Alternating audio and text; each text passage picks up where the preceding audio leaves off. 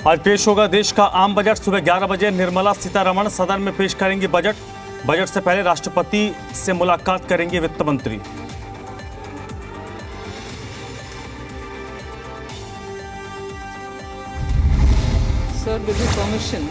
वित्त मंत्री निर्मला सीतारमण ने संसद में पेश किया आर्थिक सर्वेक्षण। अगले साल विकास दर 6 से 6.8% तक रहने का अनुमान। महंगाई और महामारी से उबर रहा है देश। मुख्यमंत्री मनोहर लाल ने क्रिकेटर शेफाली वर्मा से वीडियो कॉन्फ्रेंसिंग के जरिए की बात। सीएम ने भविष्य के लिए टीम को दी शुभकामनाएं। शेफाली वर्मा के नेतृत्व में विश्व विजेता बनी है टीम इंडिया। फरीदाबाद में 3 से 19 फरवरी तक आयोजित होगा 36वां अंतर्राष्ट्रीय सूरज कुंड। उपराष्ट्रपति जगदीप धनखड़ करेंगे मेले का शुभारंभ। मेले में इस बार 8 देश और नॉर्थ ईस्ट रहेंगे थीम स्टेट। तैयारियां तेज, कड़ी की गई सुरक्षा व्यवस्था। दिल्ली के शिक्षकों को ट्रेनिंग के लिए फिनलैंड भेजने का मामला फिर अटका। डिप्टी सीएम मनीष सिसोदिया का आरोप का एलजी ने फिर रोकी फाइल। प्रायोजक पतंजलि दिव्य जल, देश का पानी हर बूंद में शुद्धता। मिलावट रहित रोजलाना कच्चे घानी ग्रेड 1 शुद्ध सरसों तेल के स्वाद की आदत डाल लीजिए। पतंजलि हनी, शुद्धता के 100 से अधिक पैरामीटर्स पर खरा। और सेंट्रल पार्क गुरुग्राम, खुशियों का नया पता।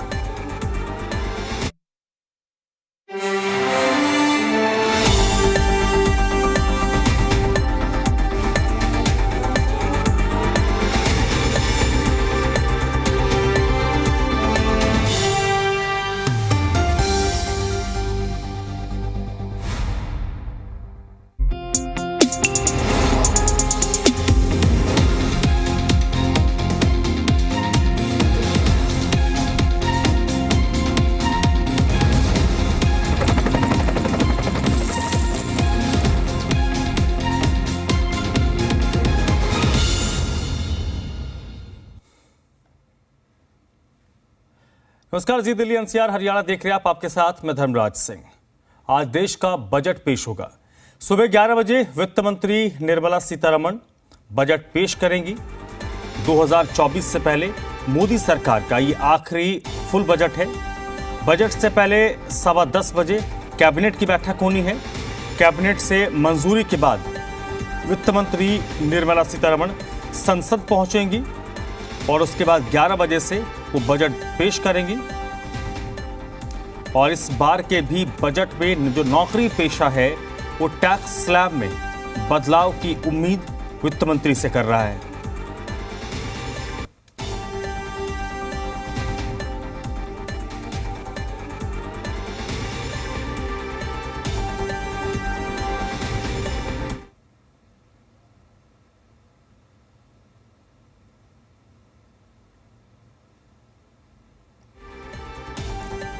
तो सुबह 11 बजे केंद्रीय वित्त मंत्री निर्मला सीतारमण आज देश का बजट पेश करेंगी और उससे पहले 10:15 बजे कैबिनेट की बैठक होनी है और कैबिनेट की बैठक में बजट को मंजूरी दी जाएगी।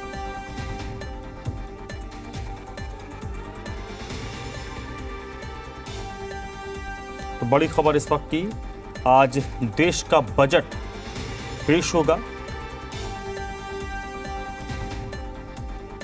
केंद्रीय वित्त मंत्री बजट पेश करेंगे और हर तबका, हर वर्ग, हर क्लास आज वित्त मंत्री की तरफ देख रहा है कि आज उनके पिटारे से उनके लिए कुछ ना कुछ खास जरूर निकलेगा।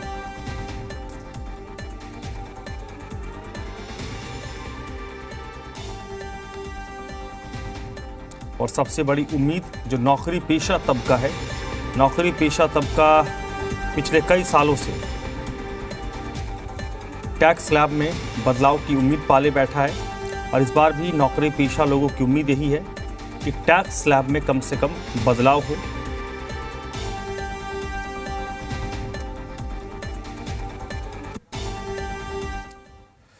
केंद्र सरकार के बजट से हर किसी को उम्मीद है। हिसार के किसानों का क्या कुछ कहना है को 4 सालों से बड़ी राहत की उम्मीद में है। खेती करने वाले किसान कर्ज मुक्त किए जाएं, डीजल पर सब्सिडी मिले, साथ ही किसानों के खेतों के लिए नहरीकरण की तरफ गौर किया जाए। नहर किनारे बैठे किसान अलग अलग पहलुओं पर चर्चा करते हुए नजर आए। देश की ज्यादातर आबादी खेती पर आधारित है। ऐसे में किसानों को खासकर विशेष ख्याल रखना इस बजट में बेहद ज्यादा जरूरी है। इस बजट में क्या कुछ रियायतें किसानों के लिए आएगी और क्या कुछ सौगातें किसानों को मिलेगी, ये तो वक्त ही बताएगा। लेकिन किसान क्या सोचते हैं, तमाम किसानों से बातचीत करने के लिए हिसार में हम एक जगह पर इकट्ठे हुए हैं। यहाँ पर आप देख सकते हैं कि तमाम किसान जो है वो बैठे हैं। माहौल की अगर बात कर ली जाए तो माहौल आपको हम दिखाने की कोशिश कर रहे हैं कि तमाम पहलुओं पर लगातार ये भी मंथन कर रहे हैं। और साथ ही साथ पास के इस माहौल की बात करी जाए तो देख सकते हैं कि एक नहर के किनारे ये तमाम किसान जो हैं इकट्ठे हुए हैं। इनसे जानेंगे क्योंकि अधिकतर उम्मीदें जो हैं इन्हीं को हैं। देश की ज्यादातर आबादी की अगर बात करी जाए तो उनका मुख्य धंधा जो है वो खेती से जुड़ा है। किसानों के लिए बजट किस तरह से उम्मीदों भरा रहता है या फिर क्या कुछ इनकी विशेष मांगे रहती हैं, बातचीत कर लेते हैं। बाबू जी ये बताओ जी, बजट आना है, क्या कुछ उम्मीदें हैं, क्या कुछ खास किसानों के लिए होना चाहिए, दिक्कतें क्या कुछ है किसानों के सामने? देखो जी, किसानों की समस्याएं तो अनगिनत है और किसान आज भी आंदोलन के ऊपर है। न तो हमारी फसल खरीदी जा रही है, हम ये कहते हैं कि हमें एमएसपी की गारंटी हो, हमारे भाव ठीक हो। तेल, खाद, बीज सब कुछ महंगा है और हमें आज तक तो किसी बजट में हिंदुस्तान के अंदर किसान को आशा भरी नजरों से किसान ने नहीं देखा। जो बजट आ रहा है वो बजट में हम ये कहते हैं कि हमें हमारी फसल के दाम मिले, हमें सस्ती खाद मिले, पानी मिले, हमें सब दवाइयां सस्ती मिले, कृषि औजार सस्ता मिले। परंतु सुनने में आ रहा है कि कृषि औजारा पर तो वह के टैक्स लगाए करे, वो है बहुत ज्यादा लगा दियो, 28% कर दियो, कड़ा 18% कर दियो। जबकि हमारा बाजरा है, मूंग है, चना है, गेहूं है, सरसों है, उसकी कोई भी मतलब जो न फसल भरपाई योजना चालू करी। 200 करोड़ तो हिसार जिले में बाजरे का बकाया पड़ा है अभी तक। तो हम ये कहते हैं कि हमने इस बजट के अंदर पूरी राहत दी जाए। आज हम हमारा बच्चा बच्चा कर्जे से दबा हुआ है, पूरी जमीनें हमारी किसानी की बैंकों के अंदर पड़ी है, साहूकारों के पड़ी है, हमें कर्ज मुक्त किया जाए, हमारी फसल का भाव हमें मिले, ये हम आशा करते हैं। ठीक है, आप बताइए जी, आपको क्या कुछ उम्मीदें हैं? ये जिस तरह से कह रहे हैं कि कर्ज मुक्त किसान को किया जाए, क्या कुछ खास रहना चाहिए? खास उम्मीद तो घाट है जी, क्योंकि 2014 में ये सरकार आई थी, 2022 में जमींदार की आमदनी दुगनी कर देंगे, आज तक कहीं कोई जिक्र नहीं है। दूसरा एमएसपी की इनने 200 मीटिंगें कर ली आज से पहले, 200 मीटिंग करने के बावजूद आज तक एमएसपी लागू नहीं हुआ। तीसरी बात घरेणी की आप कर रहे हो, सिलेंडर 450 का मिला करता, आज वो 1100 का आ गया। जो फ्री सिलेंडर दिए थे वो आज टंगे खड़े हैं। जियो फ्री दी, अब रेट देख ले उसके। किसान क्या सोचता है जी? किसान क्या सोचता है, डीएपी का भाव जी 700 रुपए 1250 रुपए कट्टा था, आज वो 1450 का मिल रहा है। पोटास का कट्टा 700 रुपए का था, आज वो 1750 का कर दिया। ट्रैक्टर पर लोग कह रहे टैक्स नहीं दे के आते, हम टैक्स दे के आते हैं। जो भी पेस्टिसाइड है जितना भी हम खेतों में डालते हैं उस पे टैक्स दे के आते हैं। किस चीज पे टैक्स अदा नहीं करते, सरकार बताए। जबकि किसानों का 1 रुपया माफ नहीं हुआ, 10 लाख करोड़ रुपए श्रीमती निर्मला सीतारमण ने बाकायदा माफ कर दिया एक झटके में। 1 रुपया किसान का, मजदूर का माफ नहीं हुआ। ये बताओ क्या उम्मीद करें इस सरकार से? तो होना क्या चाहिए, क्या मांगते, क्या हुआ? होना ये चाहिए तो कर्ज से मुक्ति मिले, लोगों को टाइम पर पानी मिले, टाइम पर खाद मिले, टाइम पर स्प्रे मिले और बिना टैक्स मिले, इलाज फ्री हो। ये चीजें हम चाहते हैं और एमएसपी हमारा आंदोलन पहले भी था और जारी रहेगा। आप बताइए बाबूजी, क्या कुछ होना चाहिए? ये जिस तरह से कह रहे हैं कि दवा खाद भी सस्ती हो, लेकिन साथ ही साथ किसानों के लिए खास पॉलिसी बनाने की मांग करें। ऐसे है कि ये कृषि प्रधान देश है, हिंदुस्तान जो है कृषि पर डिपेंड करता है। उद्योग धंधे तो कदे बन जाए, फैल हो जाए, चाल जाए, लेकिन ये कृषि प्रधान देश, खेती बाड़ी अगर मर गई तो देश डूब जाएगा। तो जितना भी प्रोत्साहन खेती पे सरकार को ध्यान नहीं दे रही, खेती पे इन्होंने प्रोत्साहन करना चाहिए किसान का। अब लाखों करोड़ किसी इंडस्ट्री वाले वो तो ये एनपी उसमें डाल देते हैं, भाई नॉन परफॉर्मेंस में आगे वो कर दिए, माफ कर दिए, लेकिन किसान डूबया पड़े हर तरह से। उसके बारे में सरकार की कोई सोच नहीं है। सरकार अगर कृषि को बचाना चाहती है, देश को बचाना चाहती है, तो कृषि पर पूरा बजट जो है ना, इन्होंने अपना पूरा ध्यान देना चाहिए। कृषि के ऊपर आधारित वो जो चीजें हैं उनको सस्ती करनी चाहिए। खाद बीज किसानों को टाइम पर मिलना चाहिए, रेट नहीं महंगा सहंगा मिलता ही नहीं। सबसे बड़ी बात है खाद मिलती नहीं टाइम के ऊपर, सबसे बड़ी बात यह है। इसलिए उनको इस ढंग से करना चाहिए कि उचित टाइम पे ये उचित चीजें मिले और ठीक रेट में मिले।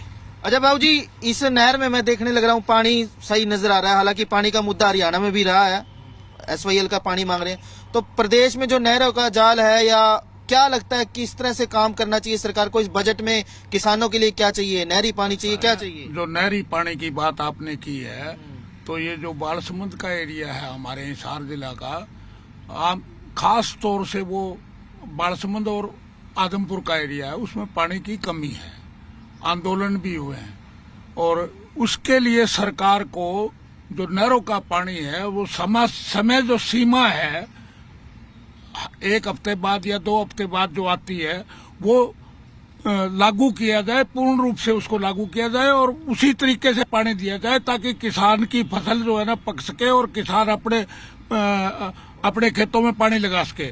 दूसरी बात मैं ये कहना चाहूंगा कि डीजल जो है किसान के लिए अहम है, इस पे सब्सिडी होनी चाहिए। खाद बीज जो है नहीं मिलता, वो समय पे मिले और टैक्स मुक्त मिले, उसके रेट कम हो, ताकि जो ना बढ़िया तरीके से किसान खेती कर सके। और एक बात और मैं कहना चाहूंगा, एग्रीकल्चर यूनिवर्सिटीज खोली जाए, बीज और नई किस्मों का वो किया जाए, उसका अनुसंधान किया जाए, ताकि किसान को जो है ना सस्ती दरों पे वो उनके आविष्कारों का फायदा मिल सके और देश को जो है ना तरक्की मिल सके। ठीक है, ठीक है। आप बताओ बाबू जी, क्या कुछ होना चाहिए बजट में? क्या लगे किसान ने क्या चाहिए? मैंने तो भाई सब चाहिए, दाना खाना चाहिए, हाँ, और लड़ता कपड़ा चाहिए, हाँ, और खर्चा चाहिए, हाँ, हाँ, हाँ। ले तो मालिक है। ठीक है, आप बताओ जी, क्या कुछ होना चाहिए? इन्होंने जिस तरह से डीजल पर सब्सिडी मांगी, साथ ही साथ नहरों के जाल के लिए भी इन्होंने बात कही, आप क्या कहते हैं, क्या होना चाहिए जी? किसानों के लिए एक तो सबसे पहले कर्जा, जो किसान कर्जे के नीचे दबा हुआ है, उसमें ज्यादा कर्ज जो है बिना ब्याज के देना चाहिए सरकार ने, और हर चीज पर सब्सिडी देनी चाहिए। एक तरफ तो अनाज है, हमारा अनाज कोड़ियों के भाव खरीद रही है। अब जब भी गेहूं और किसी भी सब्जी के भाव बढ़ जाते हैं, आपका मीडिया ही और सरकार त्राई त्राई करने लगती है कि भाव बढ़ गए, तो कभी भी भाव नहीं बढ़ने दी जाते, जबकि उसके पेस्टिसाइड, खाद, बीज। तो होना क्या चाहिए बजट में, आप ये सुझाव? हमारा MSP मिलना चाहिए, सबसे बड़ी बात तो है हमें MSP मिलना चाहिए, और वो MSP जो है C2 के आधार पर, रिपोर्ट के आधार पर मिलना चाहिए हमें। और वो आज जो हमारा अनाज तो नीचे भाव पर खरीदा जा रहा है, गरीबों का पेट भरने का ठेका किसानों को दे दिया। ठीक है, तो कुल मिलाकर फिलहाल जो है एक तरह से अलग अलग पहलू किसान रखते नजर आए हैं। साफ तौर पर अगर डीजल में सब्सिडी की बात कर ली जाए, या फिर फसलों के दामों का उचित मूल्यांकन होने के बाद एक तरह से मूल्य तय करने की बात कर ली जाए, या फिर जिस तरह से किसानों की और समस्या है, मसलन खाद बीज की जो समस्या है, उनके सुधारीकरण के लिए भी कदम उठाए जाए, इस तरह की उम्मीदें जो हैं इस बजट से सरकार की तरफ से किसानों द्वारा की जा रही है। बहरहाल निर्मला सीतारमण के पिटारे से किसानों के लिए क्या कुछ निकलेगा और क्या ये बजट वाकई में किसानों के लिए राहत भरा रहेगा, ये तो आने वाला वक्त ही बताएगा। कैंपस और राजेंद्र कुमार के साथ रोहित कुमार, जी मीडिया हिसार। केंद्र के बजट पर दिल्ली बीजेपी अध्यक्ष वीरेंद्र सचदेवा ने कहा कि आर्थिक सर्वे रिपोर्ट से साफ है कि वैश्विक आर्थिक ठहराव के बीच भारत एक गतिमान अर्थव्यवस्था है। अब बजट में इसकी झलक दिखेगी। वहीं राष्ट्रपति के अभिभाषण का बहिष्कार करने पर वीरेंद्र सचदेवा ने आम आदमी पार्टी पर हमला बोला है। आज संसद में रखी गई आर्थिक सर्वे की रिपोर्ट ये दर्शाती है कि भारत दुनिया में सबसे तेजी से बढ़ती हुई अर्थव्यवस्था है। प्रधानमंत्री श्री नरेंद्र मोदी के 8 साल के कार्यकाल में जितने भी आर्थिक सुधार किए गए हैं, और कोविड काल के बाद तो मैं विशेष रूप से कहना चाहूंगा कि आज भारत विश्व की सबसे बड़ी 5वीं अर्थव्यवस्था है। और हमारा ये मानना है कि 2023-2024 में अगर हमारी अर्थव्यवस्था 6.5% की दर से आगे बढ़ती रही तो हम शीघ्र ही 5 ट्रिलियन अर्थव्यवस्था बनने की ओर अग्रसर होंगे। उपराज्यपाल से लगातार टकराव करेंगे, यह भी दिल्ली की जनता ने देखा, लेकिन महामहिम राष्ट्रपति के अभिभाषण का बहिष्कार कर देंगे। आप इतने अराजक हो गए हैं कि आपको संवैधानिक प्रक्रिया का भी ध्यान नहीं है। मेरा तो ये मानना है कि आम आदमी पार्टी के मूल चरित्र में ही अराजकता है। इनका पूरा सिस्टम ही अराजक है।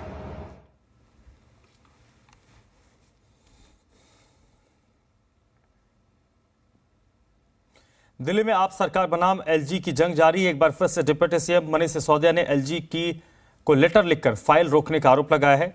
मनीष सिसोदिया ने चिट्ठी में लिखा है कि एलजी शिक्षकों को फिनलैंड भेजने की फाइल फिर से 10 दिनों से रोक कर बैठे हैं। सिसोदिया ने लिखा है कि शिक्षकों को फिनलैंड भेजने की फाइल जल्दी पास करें। 20 जनवरी से फाइल एलजी के टेबल पर है, लेकिन कोई फैसला नहीं हो रहा है।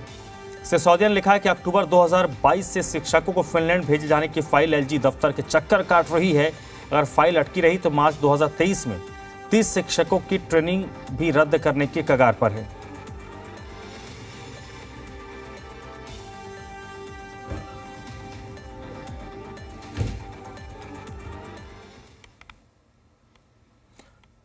और दिल्ली में शिक्षकों के मुद्दे पर सियासत लगातार जारी है। बीजेपी का कहना है कि शिक्षकों को फिनलैंड भेजने की कोई जरूरत नहीं है। दिल्ली सरकार को अपने सरकारी स्कूलों के शिक्षकों की कमी को पूरा करना चाहिए। वहीं आम आदमी पार्टी की तरफ से बजट से पहले राष्ट्रपति के अभिभाषणों का बहिष्कार करने पर बीजेपी ने कहा है कि आम आदमी पार्टी की अराजक छवि को दर्शाता है।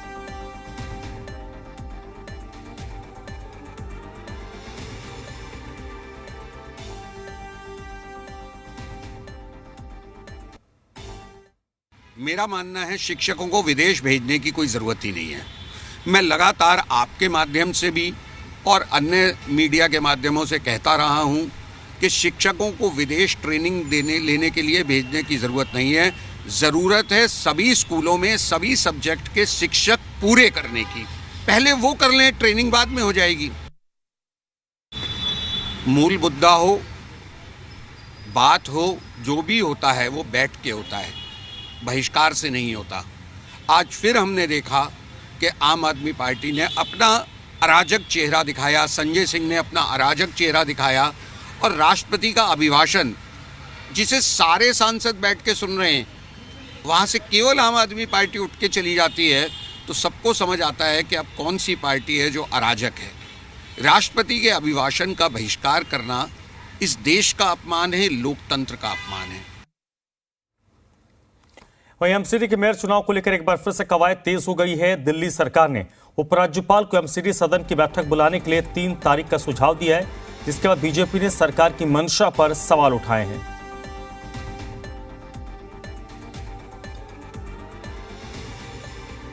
मुझे नहीं लगता अब ये हालात सुधरने वाले हैं। 3, 4, 6 3 तो तारीखें ले आए। ऑप्शन किसे दे रहे हैं? जब एलजी साहब ने 10 तारीख की बात करी दी तो आप 10 तारीख को स्वीकार कर लेते अगर आप फैसला करना चाहते होते तो। एक बात। दूसरी बात, आपने इस मसले को ऑलरेडी सुप्रीम कोर्ट में डाला हुआ है। अब तो क्या वहां से विड्रॉ करेंगे? क्या चाहते हैं? आम आदमी पार्टी ने उत्तर प्रदेश में बिजली दरों में वृद्धि के प्रस्ताव के खिलाफ सूरजपुर में जिलाधिकारी कार्यालय पर प्रदर्शन किया। इस दौरान प्रदर्शनकारियों ने राज्यपाल के नाम ज्ञापन भी दिया है। आम आदमी पार्टी के जिलाध्यक्ष भूपेंद्र सिंह जादौन की अगुवाई में प्रदर्शन किया गया। जादौन ने कहा कि पिछले विधानसभा चुनाव में आम उपभोक्ताओं को सस्ती और किसानों को मुफ्त बिजली के वादा करके सत्ता में आई और उत्तर प्रदेश सरकार बिजली के दामों में 18 से 25% तक की बढ़ोतरी की तैयारी में है। उन्होंने कहा कि अगर सरकार ने बिजली के दामों में वृद्धि की तो आप इसका कड़ा विरोध करेगी।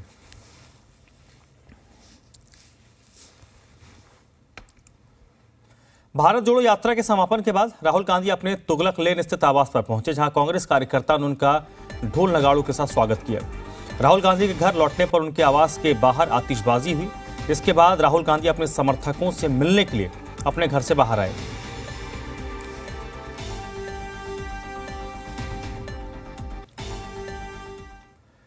हरियाणा के मुख्यमंत्री मनोहर लाल ने भारतीय महिला क्रिकेटर शेफाली वर्मा से बात की है। मुख्यमंत्री ने शेफाली वर्मा से वीडियो कॉल के जरिए बात की है और भविष्य के लिए शुभकामनाएं दी हैं। रोहतक की रहने वाली शेफाली वर्मा अंडर 19 महिला T20 की कप्तान है और उन्हीं की कप्तानी में टीम ने विश्व कप जीता है। शेफाली बेटे कैसे हैं? बढ़िया सर, आप बताओ। बहुत बहुत बधाई कि अपनी टीम को आपने विजय दिलाई है। सारे देश में दुनिया में नाम हुआ है और आपको इसके लिए बहुत बहुत बधाई देता हूँ। Thank you sir. कल मैं घर भी गया था रोहतक। हाँ सर, मैंने देखी थी आपकी फोटो। हाँ, थैंक यू घर पे आने के लिए। और उसमें अच्छी बात पता क्या लगी? अच्छी बात ये लगी कि आप लोगों का परिवार भी बनियानी गांव में रहता था पहले। हाँ जी सर। आपके दादाजी और मैं हम लोग इकट्ठे स्कूल में पढ़े, प्राइमरी स्कूल में 5वीं तक बनियानी में। तो बहुत अच्छा लगा एक अपने परिवार की बेटी और इस टीम को लीड कर रही है, जिस टीम ने सारी देश और दुनिया में अपना नाम कमाया है। अंडर 19 में हम लोग प्रथम आए हैं। मैं आशा करता हूं कि इसी प्रकार से आप और आगे बढ़ें और देश का नाम लगातार रोशन करते रहें। Thank you sir. खेलों के बारे में कोई भी सुझाव आपकी ओर से होगा ताकि हम रोहतक में, बनियानी में या कहीं भी किसी प्रकार की खेलों के लिए कोई काम अगर करना हो तो हमको बताओ। हम खेलों के अंदर तो वैसे पहले भी काम अच्छा कर रहे हैं और जो आप बताएंगे और बढ़िया करेंगे। और सभी जितनी लड़कियां साथ में, सबको बधाई देना, ठीक है? हाँ, जो यहाँ आएंगे तो आपको मिठाई खिलाएंगे खूब। पंचकुला में हुए अवैध निर्माण के लिए जिम्मेदार अधिकारियों के खिलाफ कड़ी कार्रवाई हो रही है। हरियाणा विधानसभा के स्पीकर और पंचकुला से विधायक ज्ञानचंद गुप्ता ने अतिक्रमण और अवैध निर्माण पर कड़ा संज्ञान लिया है। समस्या से निपटने के लिए मंगलवार को विधानसभा सचिवालय में संबंधित विभागों के आलाधिकारियों की बैठक की है। बैठक में निगम के महापौर कुलभूषण गोयल भी मौजूद थे। टाउन एंड कंट्री प्लानिंग विभाग के अधिकारियों ने कहा कि वो हर हाल में अवैध निर्माण के जिम्मेदार अधिकारियों को सूचीबद्ध कर लेंगे और उनके खिलाफ कठोर कार्रवाई की जाएगी। स्पीकर ज्ञानचंद गुप्ता ने कहा है कि उनके संज्ञान में आया है कि इस तरह के निर्माण अधिकारियों की शह पर हुए हैं। ऐसे अधिकारी बाद में अपना बचाव करने के लिए पीला पंजा भी चलवा देते हैं। उन्होंने निर्देश दिया है कि दोनों लोगों के निर्माण तोड़ने से पहले जिम्मेदार अफसरों के खिलाफ कार्रवाई की जाए। स्पीकर ने टाउन एंड कंट्री प्लानिंग विभाग के पास नो ड्यूज के लिए पेंडिंग आवेदनों का भी ब्यौरा मांगा है। साथ ही निर्देश दिया कि ऐसे आवेदनों का निपटारा 30 दिन के भीतर किया जाए।